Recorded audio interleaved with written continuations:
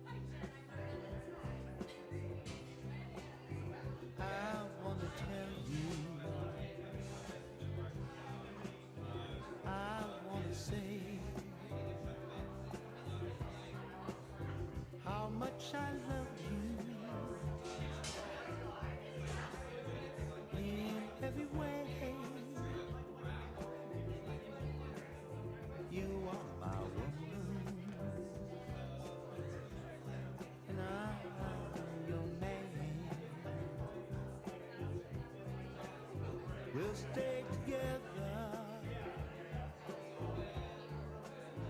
Oh, yes, we can. Oh, there's no life without you. You're my strength to go on every day. Oh, there's no life without you every day. I want to show you what's in my heart. It's what you gave me right from the start. We'll walk together, oh, hand in hand, as one forever. Beyond this land, oh, there's no life without you. You're my strength to go on every day. Oh, there's no life without you.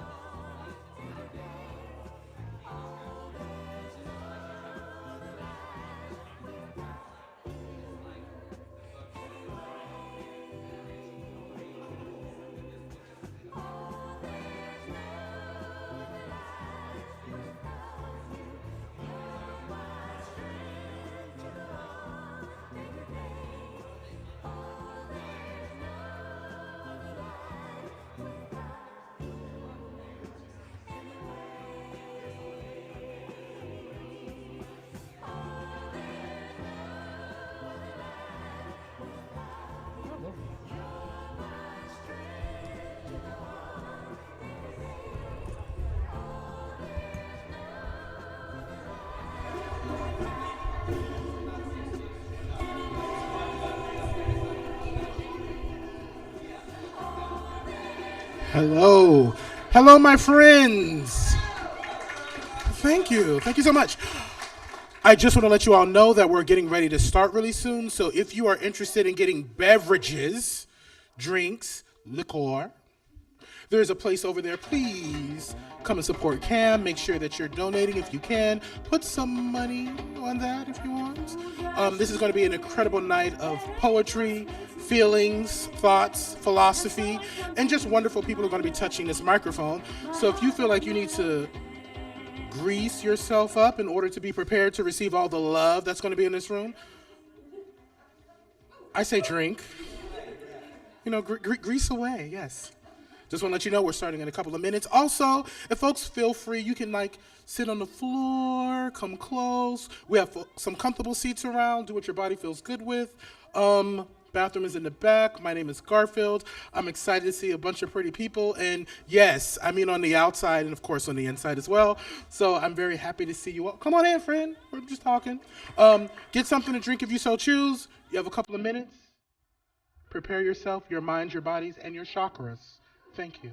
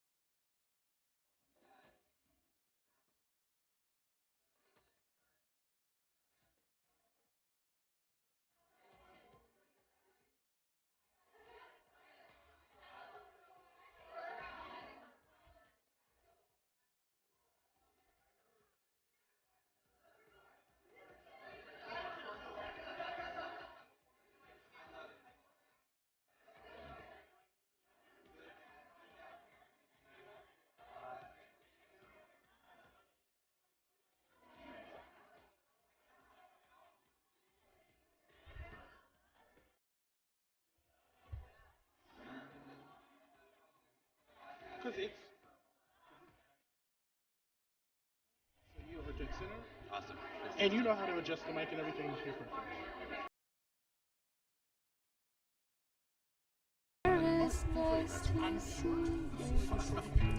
I mean, I'm not too attached to my 5/8 3/4, but just a little taller because otherwise, if I get nervous, I stoop, and then if I stoop, I lose my breath control.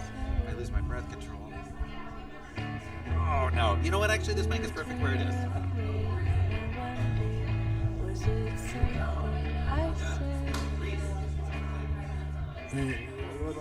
What can I do to make this true?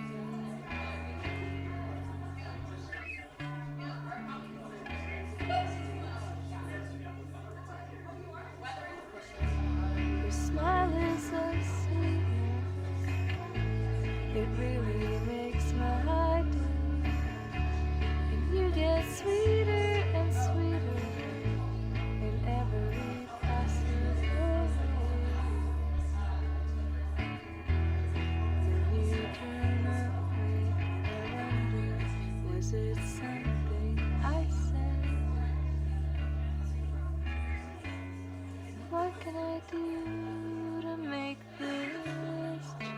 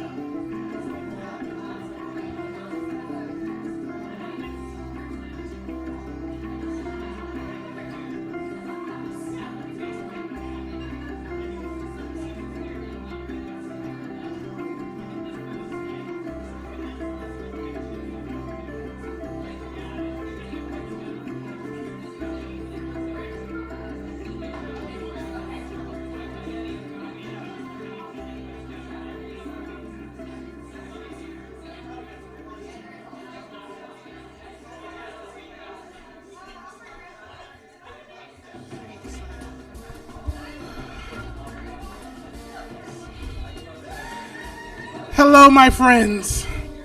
As promised, we're starting now. If you can take your seats, prepare your minds, your brains, your hearts, your chakras, those hidden doors in your soul that will be open tonight with wonderful, wonderful words. Yes, words. My name is Garfield Hilson. I am the Writers in the Schools program manager, and I am so, I don't know who's watching, so I'm gonna say so fucking excited to be here.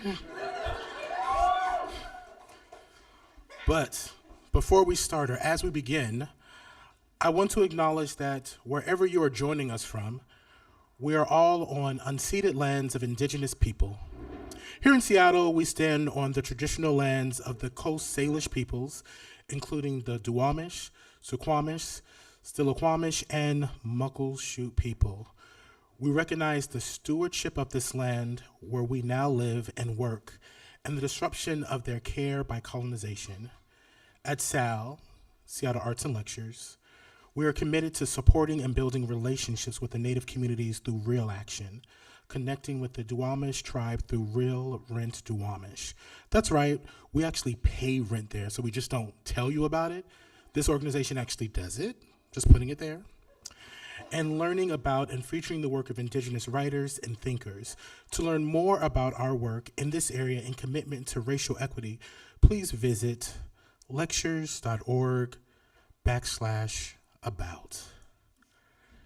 And as we talk about the liberation of Indigenous people and recognizing Indigenous people everywhere, I think it's important that we take a moment to consider what's happening in the world and the fact that literally this shit is on fire. I'm wondering if you all will do something kind of a little, I don't know, necessary with me.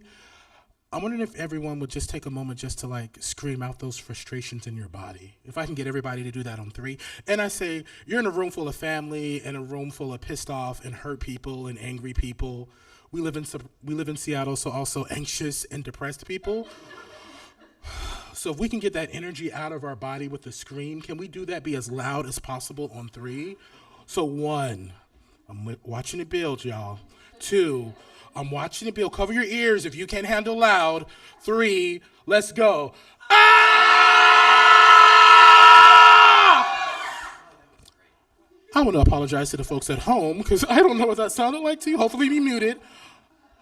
And because yelling isn't just enough, I want us just to get that energy completely out of our body. I want us to breathe together as a community together. Is that okay, friends?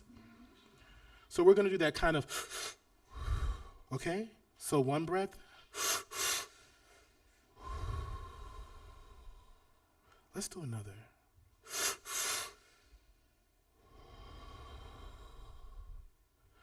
Thank you, fam. Thank you for blessing this space with your energy, with your anger, with your joy. And tonight, the poets touching this stage are going to be doing exactly the same thing. So I'm excited to celebrate what's happening here tonight. Tonight, we're here for Murmurations. I like to add the tag, the best reading of all time ever, and I don't know any other reading that's ever going to be better than this reading that you can ever go to. And the writers that we have tonight are amazing. So the writers that we're featuring tonight are writers that are in our program, Writers in the Schools. This is where we have professional teaching artists go into the schools and help just galvanize young folks around creativity, creative thinking, expressing themselves through art. So we have prolific writers, graphic novelists, I like to say philosophers, just all around like great and amazing people. So I know you all are used to like a certain reading where folks come up, they read their work. This isn't that type of night for me. What this is, I don't know, maybe it's the fire. I feel like we're in a living room, you know what I mean? Like there's just only family here. So things that I will ask that you do is give as much love as possible to the people touching this mic. Because the amount of love that they seed into like young people, into the community, into their own work, I want to make sure that we can push that love back into them. Is that okay? Okay. Thank you so much. I'm also just like so pleased with the energy in this space. So I just feel like we have to give a round of applause to like common area maintenance, just because Cam is like fucking amazing.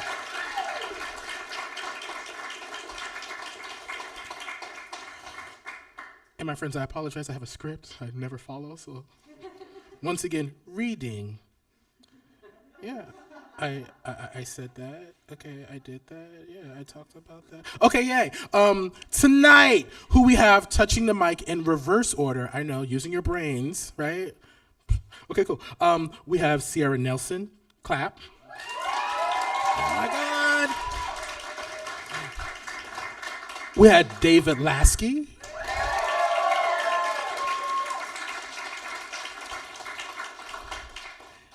Karen Finneyfrock.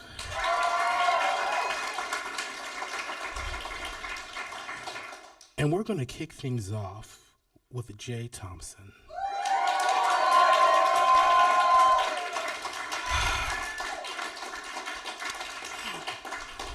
So I know tonight is not about me, but I get to host, so I just have to say I'm so fucking excited.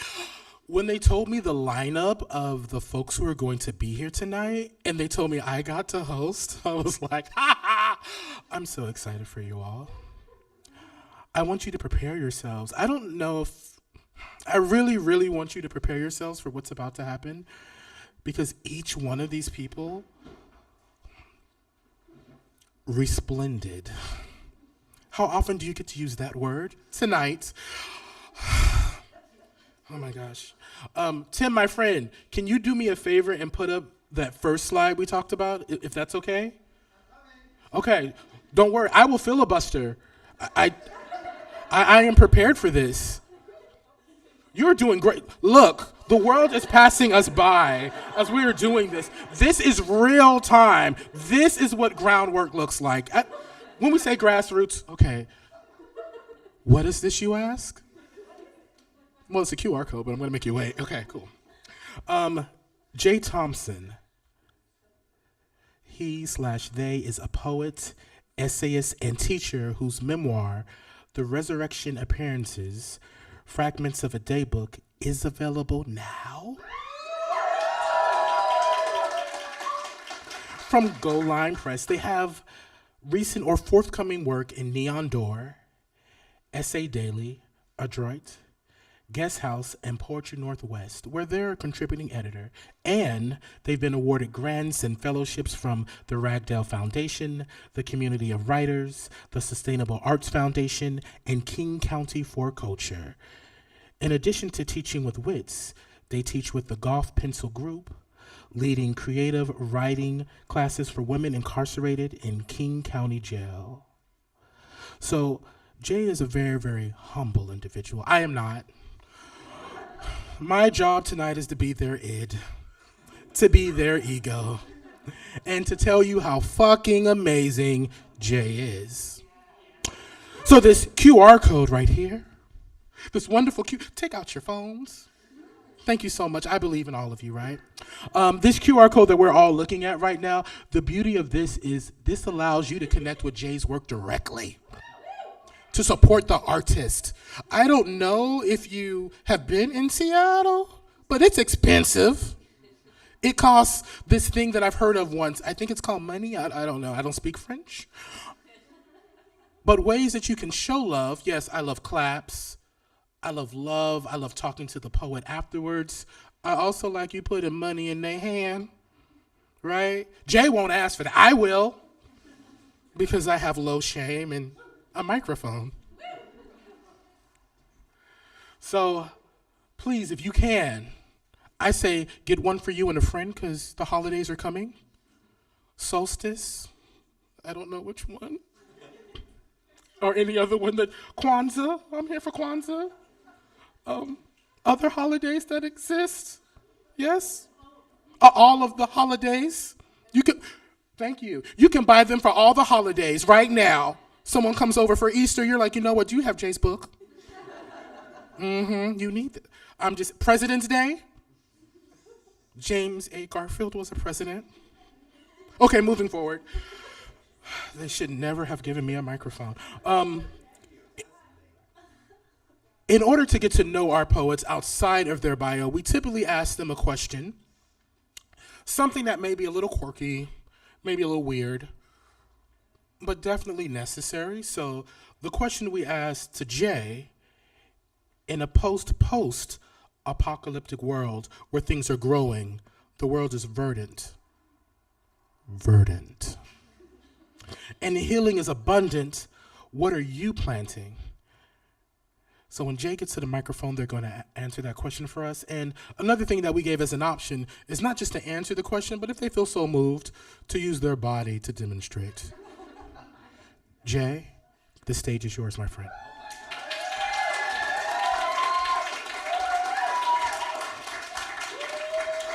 Hello, my dears. Oh, my heart is very full. I'm so nervous and grateful to be here. What did I say, Garfield? It was like fuchsia bulbs and anarcho-syndicalist communes. Fuchsia bulbs, anarcho-syndicalist communes. Those would be the things I would build after the resurrection. So Boy, thank you to Cam. Thank you to the amazing folks I get to read with tonight. David and Sierra, Karen. I am really nervous. This is my first time reading prose in 5 years. I love to welcome into the space the writers that I admire and who keep me alive. My own opening act. This is a poem by Maya Abu al-Hayat, a Palestinian poet whose work you can get from Milkweed. She lives in Jerusalem. And this is the poem of hers that I'm going to read before I start my own stuff. I don't ask anymore. I don't ask anymore how many kids you have, where you live, or what your profession is. I don't care. Maybe I care how you spend your day or pass the long nights in anguish, how you treat your chronic illness, seasonal allergies, swellings, your method with longing, how you avoid toxic videos and never stop on the street when everyone else stops. Tell me how you crossed the street after you were released from long detention. It matters to me what you're thinking now as you coerce your kids to sleep in the middle of shelling, as you sweep off them the ghost of death in nightmares.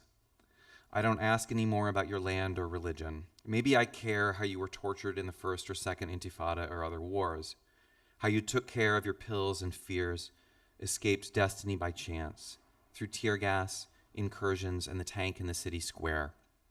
Your name, your age, what you look like, don't matter. You passed through here like a miracle.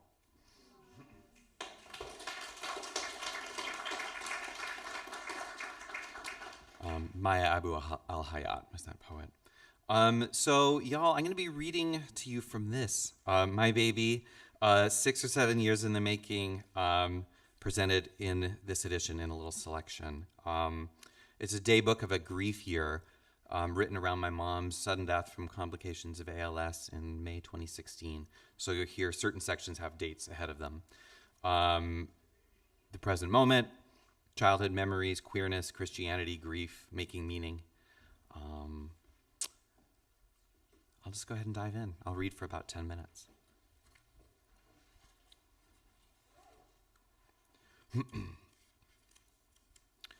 One Saturday morning among many, I was 12. My mom was still in the peak of her tough, birdie, post-divorce physical fitness. She got overcome by one of her crawling, anxious furies.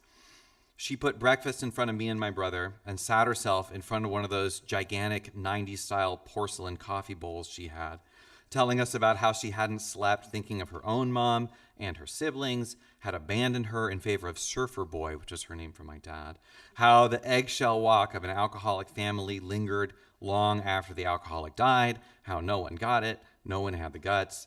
At a pause in her own monologue, she suddenly hopped up, her arms up close in front of her like if she was carrying something heavy and ice cold, went and found her cross trainers and was gone out the door. This is a routine, some peak of anxiety and brittleness, then a 7-mile power walk out the looping suburban cul-de-sacs, past the county woods to the beach and back. She'd sometimes take us with her, but that day my brother and I just did our homework. She reappeared at the door before lunch, kicked off her shoes, spent and jolly and red-faced and ready to bend her thawed temper toward cooking shrimp jambalaya, then dusting her thrifted Mexican alebrijes, then watching an afternoon's worth of black and white movies with champagne and an open box of Trader Joe's cocoa truffles. An hour into our first movie, she looked up at me, warm-cheeked and loose-limbed from champagne, and told me with a placid smile that she could hear my thoughts. June 16th. Opening a cardboard box of things from my mom's apartment to lift out her wicker jewelry baskets. They still hold, like a spring night outdoor dance floor, that sweet, bodily, fresh smell of her Issey Miyake perfume. My whole 6th grade year, I had an hour home alone in the afternoons. My mom was working late as a commercial carpet cleaner, and my brother's elementary school went later than my middle school, so I had just long enough to slide a tape into the boombox, slip into her room, and inch open her mirrored sliding closet doors. With the doors open, I just breathed a few seconds with the fabric's breath and stir, the silk like the ceiling fan's breeze made tangible. I undressed my underpants, I pulled on one of her loose silk robes, and I carefully rummaged the shelves.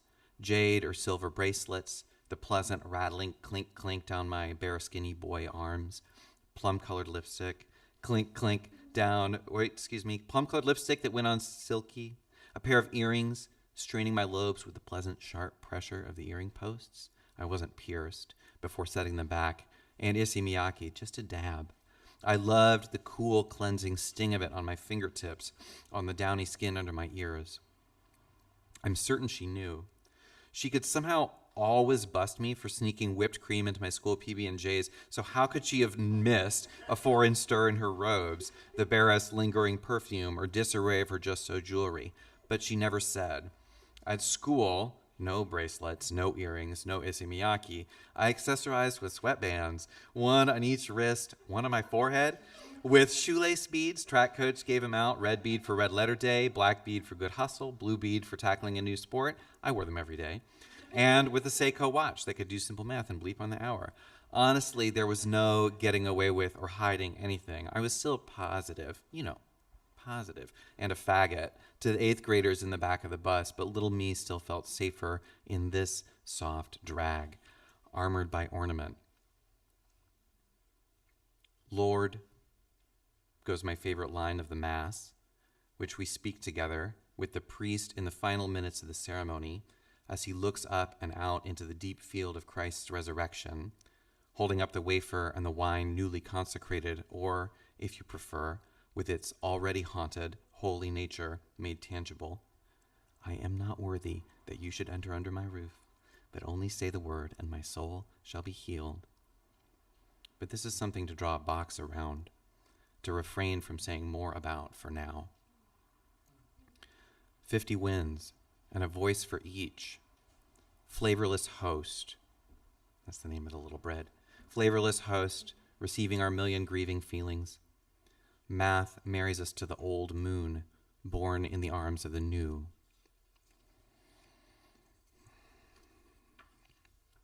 I remember at age 6 watching the fire in our iron wood stove, the crawling fire coal creatures, the leaning, brief, glowing cities, paths of orange, luminous ash, while she read us Treasure Island.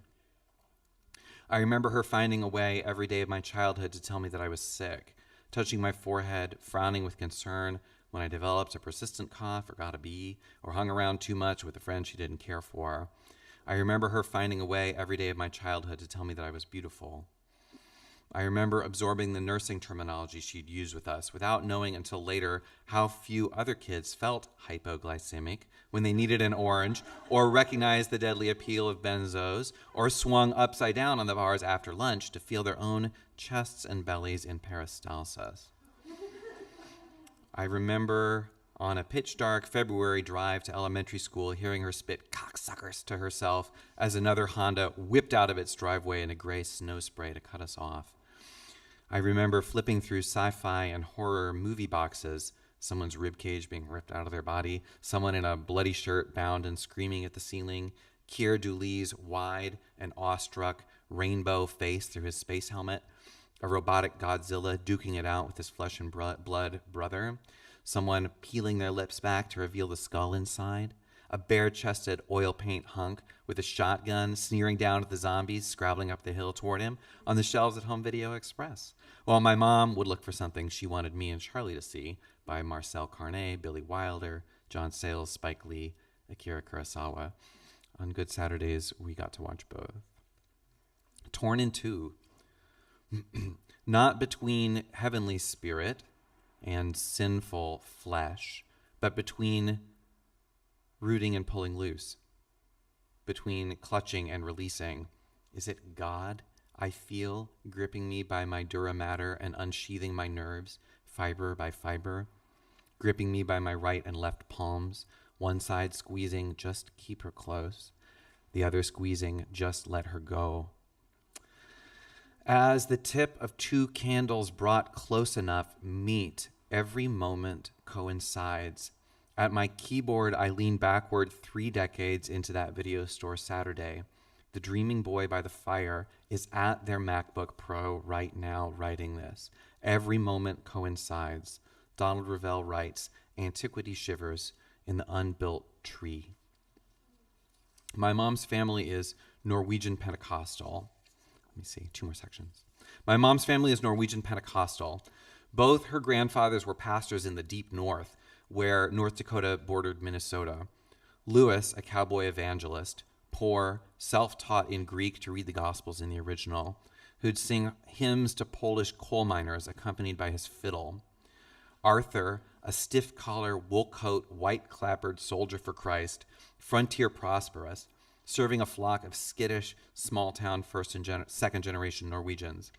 Jay, Arthur's son, my mom's dad, had been a child preacher until Arthur's church sent him on an evangelization tour of Norway and Germany in 1938 to testify to the gospel for audiences of prim, fascist fellow travelers in concert halls paid for by munition and oil fortunes. Jay came home, quit the church, and left Minnesota again with the Merchant Marines. By the time his daughters were born, he was an iron worker and an alcoholic. He didn't go to church anymore, but he made his daughters recite from memory Luke's nativity story every Christmas morning, the manger and shepherd story. And it came to pass in those days that there went out a decree from Caesar Augustus before they were allowed to open their presents. I barely remember Jay. He died of a heart attack when I was 5, just about a year after he finally got sober and began to patch things up with his daughters. But I do have a memory of his last apartment, wood paneling, one of those 70s box TVs, the warm cigarette-y smell of the shag rug, a quaking aspen flashing its silvery leaves out front. I remember plucking cottonwood fluff off of the coarse lawn, tweezing it into an ear tickle. I remember sitting in his lap, turning pages of an Audubon bird book while he and my mom talked over my head. My mom told me that she learned to love jazz from him. She told me that when she was little, he took such pleasure in Duke Ellington's music that he only let himself listen to it once a month. June 20th, 6 weeks after. Coffee cools. Outside, starlings purr in the camellia limbs, leaning over our rotten old porch. A robin flies from shed to shrub to the tree's crown, his beak full of dry, stuffingy grass. Day presses itself bluely on the half-shut blinds. In today's liturgy reading, the priest is to praise the unending hymn of your glory, alive in the renewed life of the season, and to ask, quote, that we may be drawn from earthly desires to a longing for the things of heaven. But I feel the warm, clear pressure of springtime out the window and think, should I really be drawn away from my desire for this? The little leaf buds on the shrub springing like erections from their sheaths of maroon, the camellia's squirrel holes and woodpecker fretwork fringed now by living green, Sister Fly washing her hands on the corner of my notebook, all this energy coming from no mind, no place, from the tree's dark blood and the grass's interior whispers of hormone and mineral. I do desire it. Thanks.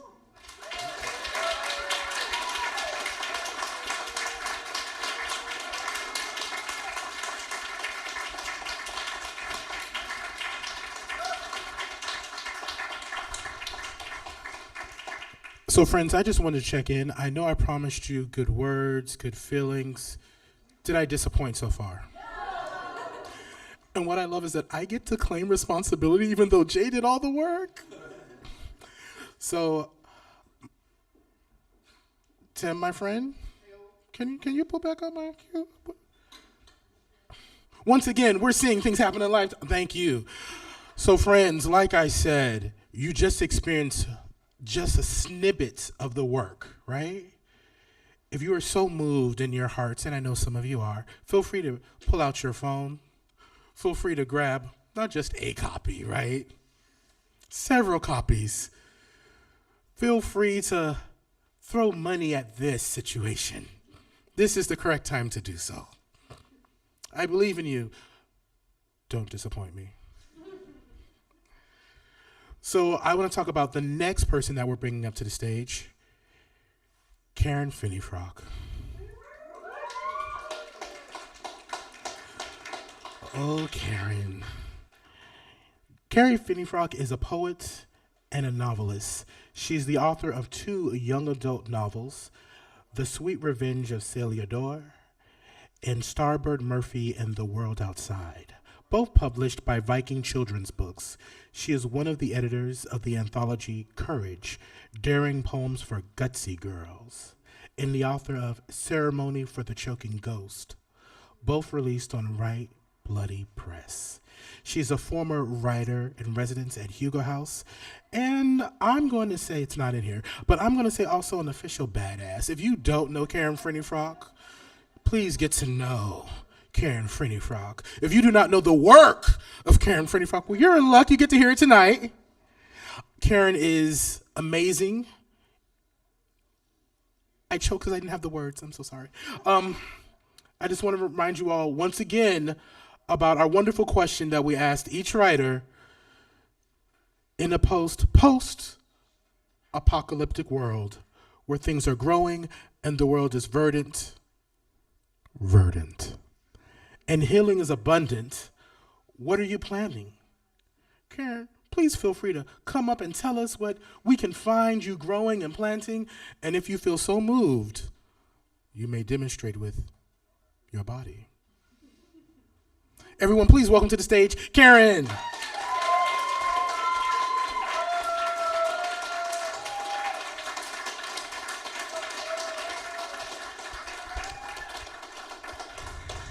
Thank you so much. I hedged so much on that question. I just would not return the email. You know when you've got a to-do list and one of them is like, figure out what you would grow in a post-apocalyptic verdant world, and that one just keeps getting pushed down the list by other things.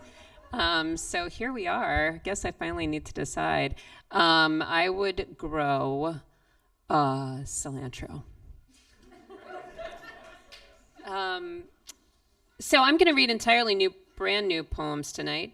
I don't know if that was wise or not, standing here, but I want to say that I been through a lot in the last 3 years. I lost my mom last year to Alzheimer's, and my dad has severe dementia, and I have been writing about it a lot. So that is going to come up in some of the poems tonight. And sometimes it feels like a bit of a balancing act, like sometimes I can read those poems and feel perfectly fine doing it, and then sometimes the emotion jumps up and grips me. So we'll just see how it goes together. This first poem is called "A Slice of Watermelon in the Fridge." Something like a little hurricane or a Susian tree formed in the fruit's red flesh, so striking and unusual that I stopped with the cold door open and buzzing. I keep forgetting what life is. I'm a professional forgetter. I keep thinking it's laundry or a meeting, which it is also. But the white whirl, what is it, on the watermelon made me say, oh yes, that, and snap my fingers.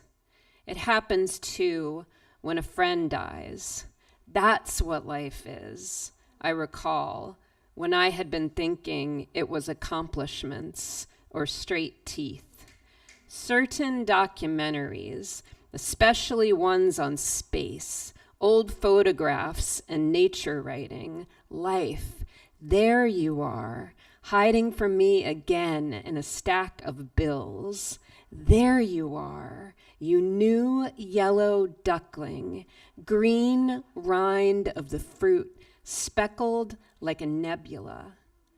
The most precious thing I have is something I didn't work for and don't remember. I was just born and spend every day forgetting what happens next.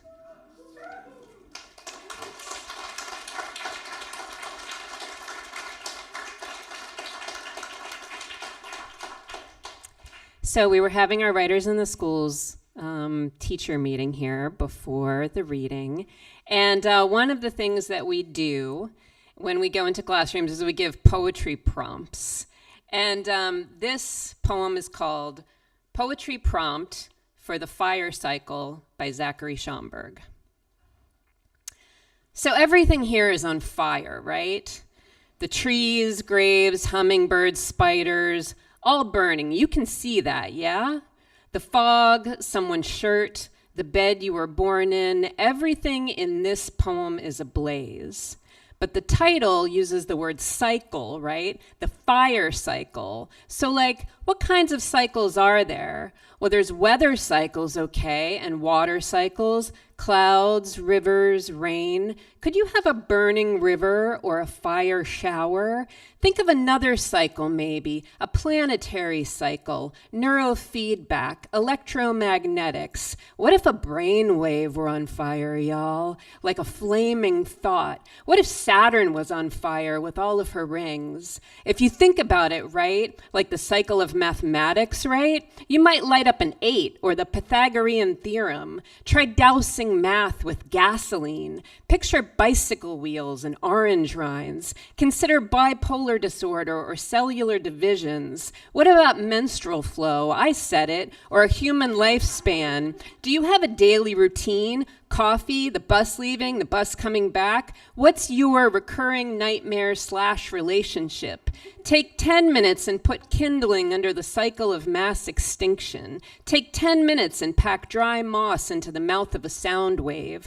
Take 10 minutes and toss lamp oil into a barrel full of gamma ray bursts. What if your words could start their own utopian society? What if your words turned into electricity and then back into words again? What would happen if you were a mountain, but you were writing?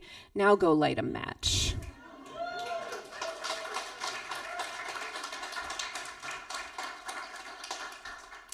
That poem was born out of the sometimes ridiculous things I hear myself saying when giving writing prompts. This next poem is called Dad Gave Me Birds. He gave me grackles with telling yellow eyes, trees full of fat little sparrows, finches all winter, the males so red by spring we thought they could be cardinals until we got our first cardinal with their ministerial capes. Ground full of brown-headed cowbirds and orange-chested robins, aghast, the day we first ID'd the tufted titmouse, enwrapped when first we beheld the red-winged blackbird. My dad gave me what once whizzed past as I ran from the car to somewhere, had only added to the noisy orchestra of outside. He handed me each bird singly, every day from his old man's chair.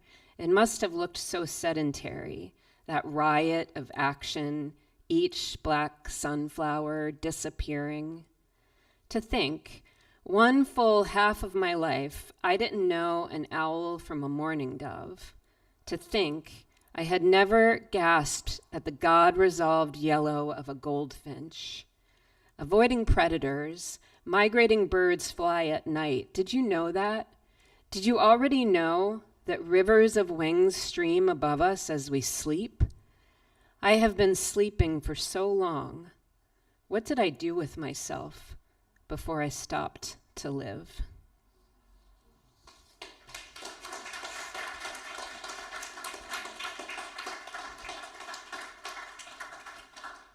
My dad is in assisted living now, and so I visit him every day, and we just sit in matching recliners and talk about the birds for about an hour every day, bird conversation. So there will be birds mentioned again here tonight. But this poem is called 10 Things We Don't Know. What happened to the Ark of the Covenant and the Imperial Amber Room, and why, evolutionarily, we must feel disappointment? Most of women's health, and Alzheimer's causes, of course, and cancer cures, and what we're doing here and when we will die, date and time, what sound pollution is doing to us and what light pollution is doing to birds, and the deal with ghost sightings and UFOs, and why whales beach, and if embracing empathy will end wars. Will someone someday live forever, and will I grow old on a VR set, and will I grow old, and who will love me? Does knowing we will die make us behave better to those who are still alive, or does it only drive us deeper into our phones? I was 13 when Amelia Earhart came to me, escorted on the arm of Time Life books called Mysteries of the Unknown. In men's aviation suits and bomber hats, she flew 20 hours over the Atlantic before stepping foot on her Lockheed Electra.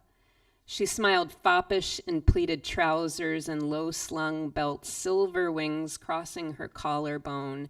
I was desperate to know what happened. Did she drown? Did she crash land on an island with her navigator, making tourniquets for their broken limbs? Then I grew up and realized I never would know. Then I grew up more and decided I didn't want to. I want to think she's still flying.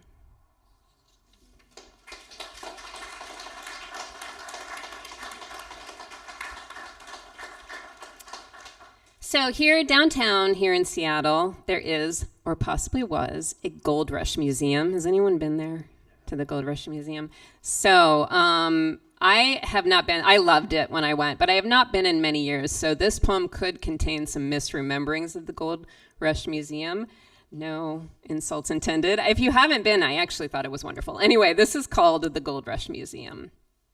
Is an unassuming storefront in downtown Seattle with one grainy film, some crampons under glass, a map of the icy Klondike, and yes, I did buy a little crypto. Not enough to frostbite my toes, but the fever took me well after Bitcoin and soon into NFTs. I was feeling hopeless about my retirement accounts, and regret, like longing, made me vulnerable to an idea that didn't just steal from me, but convinced me to steal from myself. The way that pickaxes glint in the snow, a yellow pile of dust on the assayer's scale, some vague notion that only suckers go to work anymore. I've heard the most painful part of being preyed upon by a scammer is the self-contempt that stops people from pressing charges. Where will the National Park System build the monument to my tiny foolishness, my terrible American desire? Other crypto purchasers out there? Okay, I think just 2 poems left for you. This is called The Remaining Birds. He manages to name 5, starting with house sparrow. Then 6 fruits that are yellow, although 2 of them are melon. He remembers Milwaukee and telephone, but not beautiful, though he explains the concept of beauty by saying that picture of my wife. When he correctly labels the clock at 8:20, I feel proud of him, then scold myself for it. If pride exists here, then so can shame, and there should be no shame in the house of memory. Dad asked me the other day if I only had one sister. I felt an emotion worse than shame. I did have one sister. She died, and now Dad can't remember her. Over his notepad, the doctor asks the year, date, and president, and Dad doesn't miss one, which is what we call a good day, knowing that if good days exist in the house of the future, so must bad ones too. This neurological test we persist with, the other children and I, the other spouses, isn't for medical benefit. There isn't any. It's more like forecasting weather or mitigating hope, which is probably foolish because hope, so bountiful and limited, so present and elusive, is here, singing at me through each remaining bird.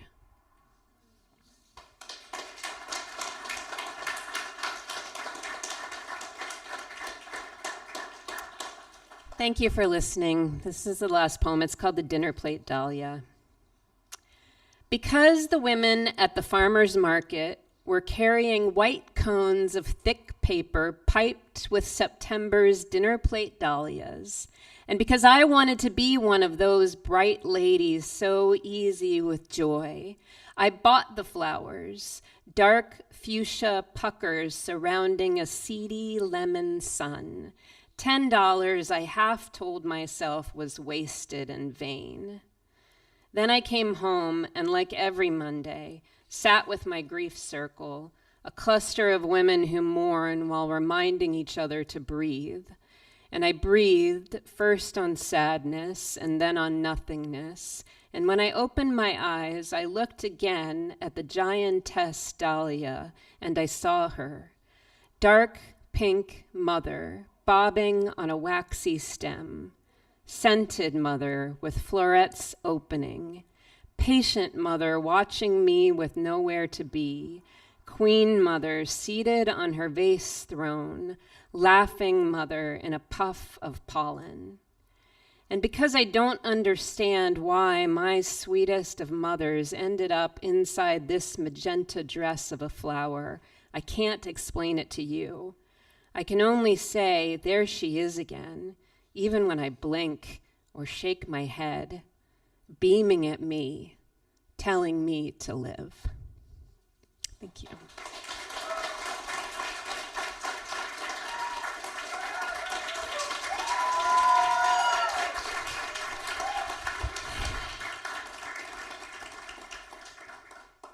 Karen, you are amazing. Can we hear it one more time for Karen, please? Fam, I told you weren't ready. I told you to prepare yourselves to open up your chakras. Okay, I'm preparing you again. Please open up your minds, your hearts, protect yourself in all the ways that you need to. We're inviting our next artist to the stage, David Lasky. Yes.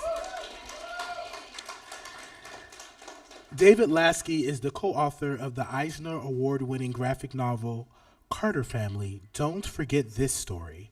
But he is better known to children as the guy who colored C.C. Bell's awesome graphic novel, El Defo, a Newbery Honor book. He teaches comics at numerous venues in the Seattle area, including Hugo House in Coyote Central. Please clap all the way up to this microphone, David Lasky.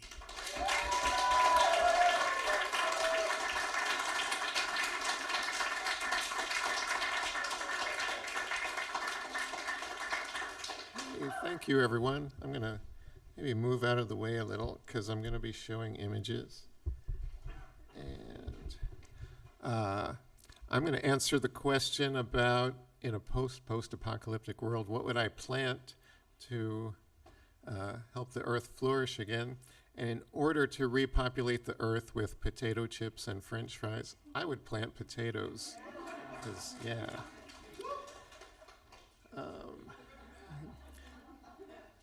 Thank you to Seattle Arts and Lectures and to the team at WITS and my WITS cohort, who are some of the greatest writers around. And I love to use the word cohort any chance I get, so thank you for that. Tonight I'm going to read poems and comics from my latest publication, which is issue 13 of my annual comic book Manifesto Items.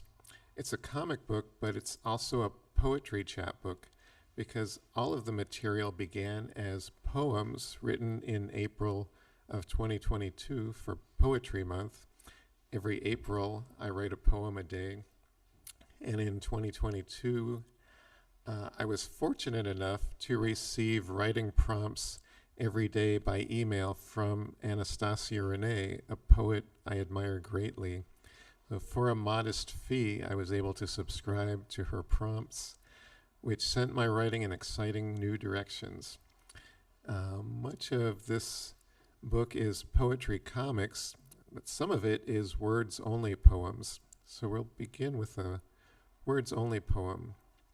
And can we go to the next image?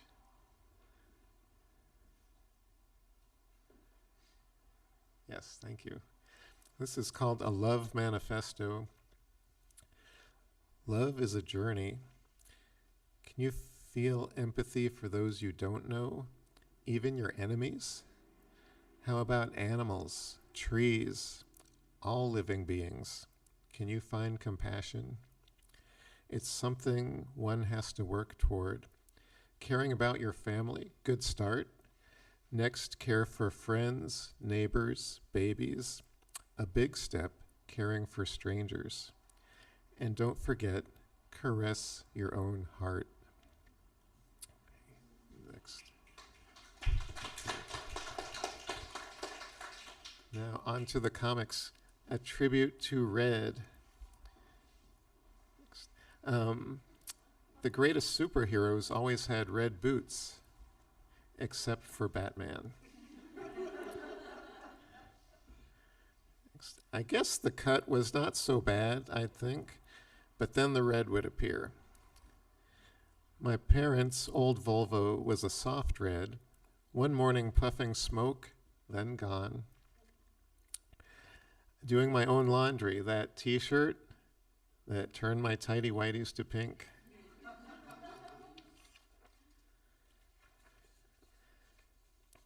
This is called science fiction, and I'm going to read and then I'll give a signal when it's time to change. Science fiction. I was born this side of the portal. Like my parents and grandparents before me, I work in the mines. Next. I just had a visit from my tailor, who I paid in eggs, I'll have you know. He made sure my bodysuit is displaying properly. Everyone here has all their vital stats shown in histograms on their bodysuit. Average productivity, life expectancy, hours worked, credits shown as rose symbols. Not that we've ever seen a rose here, or debt shown as dandelions. It's how we get what we need at the company store. Be sure your suit is interfacing before you walk in. Down in the mines, we eat salt and drink cold water to keep going. All day long, digging into that holy clay. It goes back to Mars and to various colonies. But me, I've never been anywhere but home, here under the binary star. And that's good enough for me.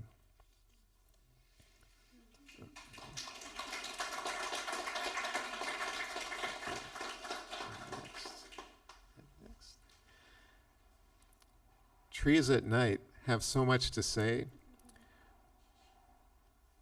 What bugs are bugging them, and whether their photosynthesis is working properly, who's on their branches, and whether they're feeling cold, thirsty, diseased. At some point, maybe they sing to one another. Next.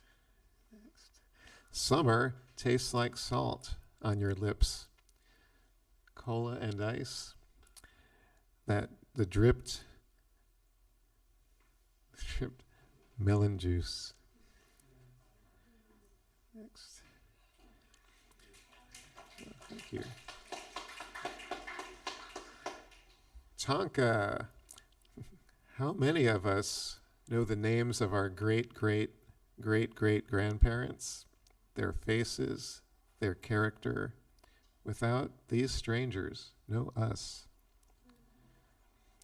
Next. This is called A Text to the Dead. Where are you now?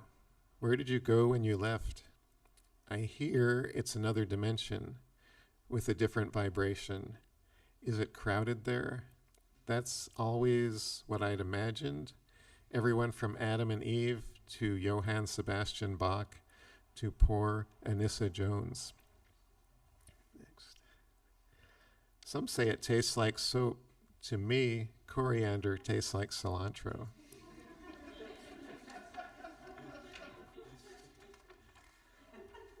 Next. This is called Stacy. I transport you to Paris in the 1920s so you can talk shop with Gertrude Stein, talk Seattle with Alice Toklas, tell Hemingway he might consider yoga, get published by Sylvia Beach. Oh, sorry, go back. Get painted by Sonia Delaunay, talk dada with Zara, write poems with scissors, ride bikes with Simone de Beauvoir, and eat croissants with coffee at a cafe on your birthday. All right. I haven't revealed any of the prompts that started these poems and writings, but I'll tell you this one that was sent by Anastasia Renee. A genre of music for the purpose of healing hearts. So I made this haiku comic. Next. A whistling kettle, girl walking, grass under boots, a fiddle sighing. All right. Well, thanks. And next, this is the last one. Who invented cornflower blue? I've been an artist for many years, and I had never heard of cornflower blue, which is a color, until I got this prompt from Anastasia Renee. Who invented cornflower blue? Was it God? Or was it Robert Boyle, the chemist who first named it? Or Vermeer, for using it so well and so often in his paintings? In its luminosity, can we see the quintessence of existence? Is it the deep glow of the cosmos pulled down by gravity? Sunlight on a blue whale's back in a turban-colored sea? Was it created to provide solace in times of vermilion and rust? Or are its purposes multivalent? Does it lean toward violet in the eye of a sapphire? Is it loquacious in its tones and tints? Was it made to be so much more than the color of a flower, a bottle, a breath mint? And thank you so much.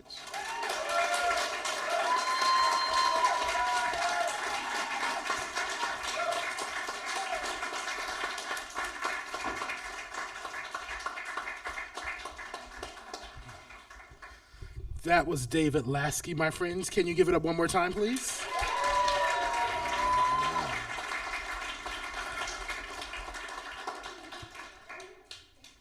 Friends, we are at our final reader for the evening. I know I want this night to go on all night, and I secretly should just call on people, but I mean, I trust you all, right? You're all great artists. I believe in you. Yes, I'm looking at you. So our final artist of the evening, we're going to have Sierra Nelson.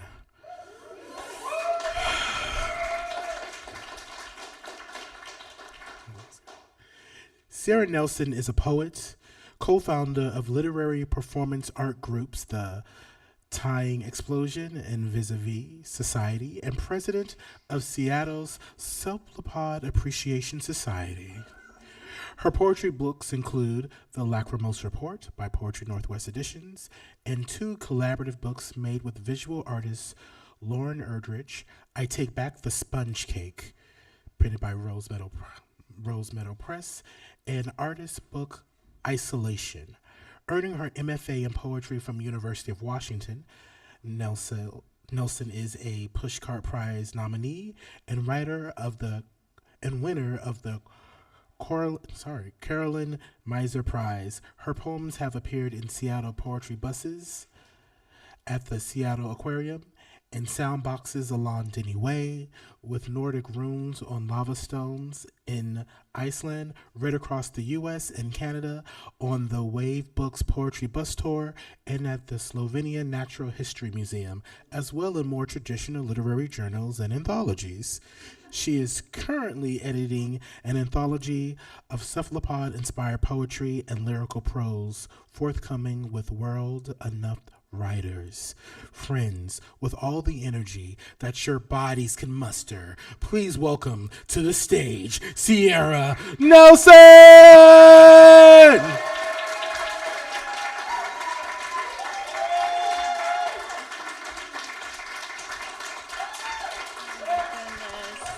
Hi, everyone. Oh my gosh, what a beautiful evening, Garfield. Thank you for creating this extra warm space and okay. I I once had a poem published, accepted for publication, and then the editors wrote back to me and they said, "We love your poem, but we want you to take out the moon because we're publishing too many poems that have moons and we're a little bit worried about it. So could you please take out your moon?" And I was like, no, I'm not going to take out the moon. And then it made me mad for anyone else that would be like also requested to take out their moons. And so now I'm like obsessed with moons.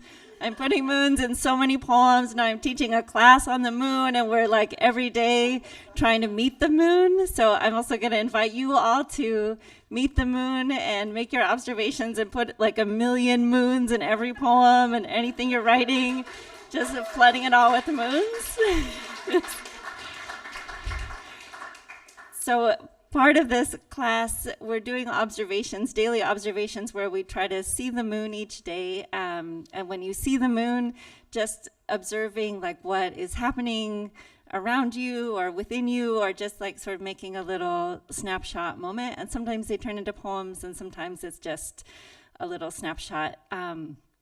And because the moon is always there somewhere, some days, you might not see the moon, or it's cloudy, or so then you just write your missed appointment with the moon or attempted meeting with the moon.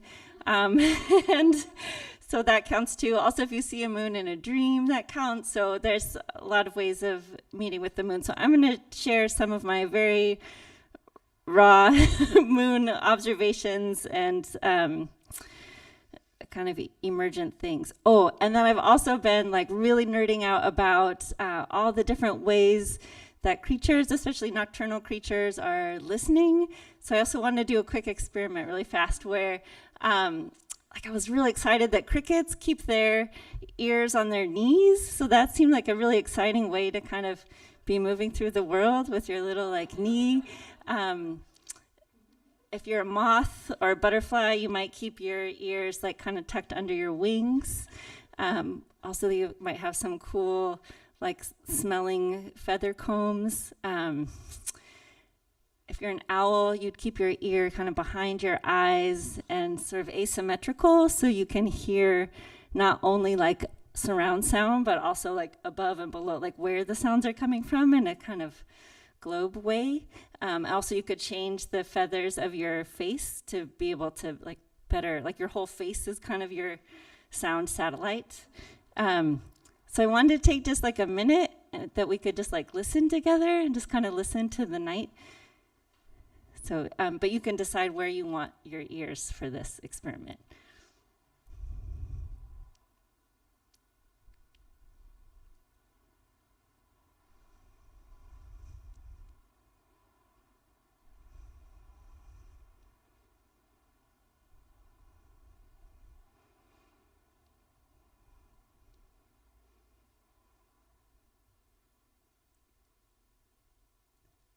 Try to tread a little carefully too, now that your ears are maybe a little bit more attuned. Missed meeting with the moon. The moon is up somewhere, and I am up somewhere too. Rain falls down, I down too. The peony pulses out, contracts in, pulse out, contract. Don't get lost in the pulling in times. You're about to push through, no one said to the peony or the moon. I love you even though you're a fuck up, I say to my heart. Pulse, pulse, pulse. I checked the internet. Moon is on the rise, making herself look smaller. Where even are you? I am somewhere under moonrise, inside the rain.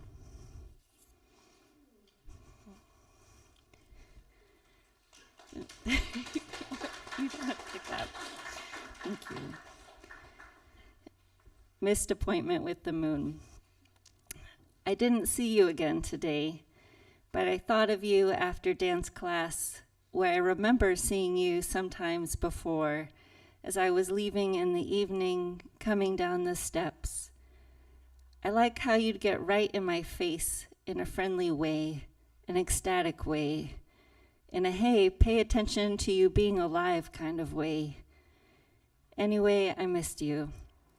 I thought a little about being alive, about being in a body, the kind of floaty, alive feeling you sometimes feel after dancing, entering the cool night like slipping on a jacket made of leaves.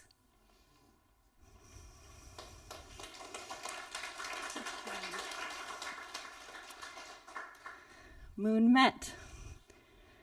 I didn't think I was going to see you today. I was only looking for signs. The lunar traces on the elementary school window revealed as the light streamed in. A pair of winged seedlings tinged with pink caught in a hedge. The way the orb weaver tended to a tear in her web. But then there you were, in broad daylight, between branches, between telephone wires, glass half empty, edge dissolving like a pearl in vinegar, like moonlight in day. Hi. I never know what to say. And the silver underbelly of an airplane catching the light, like a salmon sleeking, ready to head to sea. Thank you. Moon app at doctor's office. I admit I looked for you in the apps. Did we have a chance? How could I boost my chances of running into you? A quick check showed you were very close, just at the foot of Libra's scales, hovering above the curtain dividing the door from the examination table. It turns out I was covered in moons. Some I knew and some I had never noticed. One behind my left ear, one square in the center of my back, two hovering above the left knee, one above the right, etc. But by the power of a special circular telescope, all were decreed healthy moons, no moons of concern, though always wise to keep an eye on them. Tell someone if you notice any sudden changes in size, shape, color, or how your moon feels.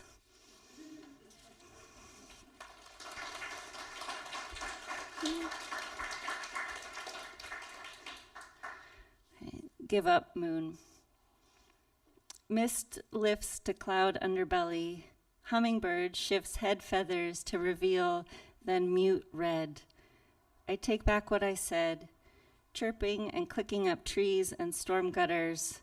Territory is a common human mistranslation. But what if we lack the instruments to measure capacity for song? No, that's the song itself. The meaning is song. Qualitative, not quantitative grief. Reply to all raindrops on leaves. This is and it is not mine to speak on. I give up on the moon. I'll see her or I won't. She's thinking of me or not. 4% moon, 100% waning.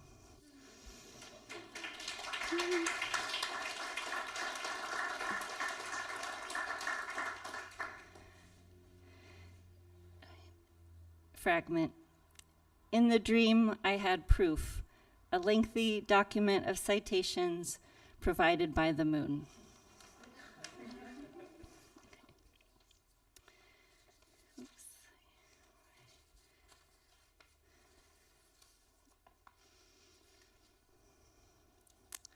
Missed appointment with the moon. It was a lot of cloudy days.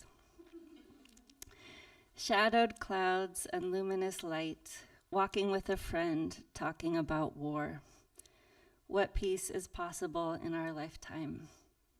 I did look for the moon, its empty stretches of sky between buildings. Wore my hope on my chest. Saw not moon in delicate bauble lights, not moon in the tail of a rabbit dashing across the road from green to green. Another rabbit camouflaged, jumping up concrete steps in the falling light. The moon has witnessed war before, countless atrocities. Angry moon, some say. But who is angry?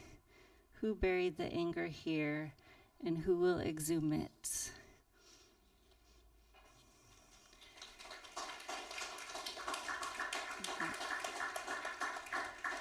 All right, and then one last tiny fragment. Lunar listening structures. The moon turns her satellite dish of a face towards us, catching every whisper. Her entire lunar countenance is made for listening. Her hidden volcanic structures, the subtle muscular shifting of each individual moonlight feather. Thank you.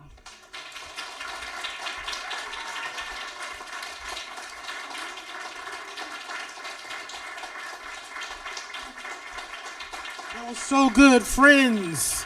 Sierra Nelson, clap please.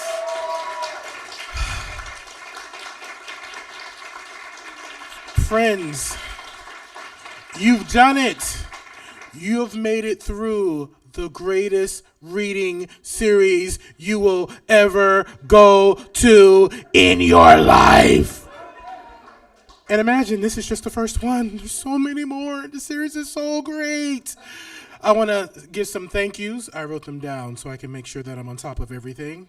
First and foremost, I want to thank Common Area Maintenance for having us here. Whitney, Tim, thank you so much. Having fire going. Also, at the bar, they actually have a campaign going on right now. So if folks are able to, please share this campaign. If you're able to throw monies at it, capitalism, right? Because Seattle is expensive. Very so. So please support in all the ways that you can. I also want to give thank yous out to my Writers in the Schools teammates. Jen and Indira, thank you so much. Y'all are fucking amazing. Libby, thank you for taking photos all night. I don't know where you are. Oh, you're right there, Libby. I see you behind the column, kind of. Thank you for taking photos. We appreciate you.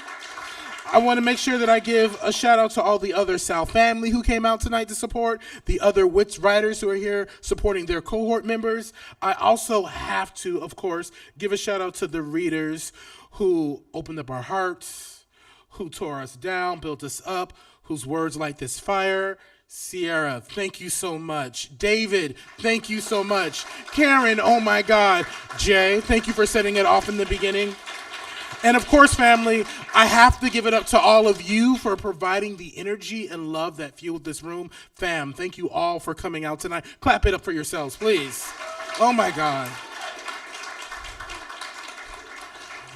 And when I say that you're beautiful people, I mean that in the most shallow way possible. You are physically beautiful people, and I trust you're also beautiful on the inside. Thank you for coming out tonight. Please make sure if you have the means to give money to the writers, because like I said, it is a very expensive city. But also just please keep the love moving as you leave this space. Because family, like I said, this wasn't just a reading. This is now a movement of love. So thank you all.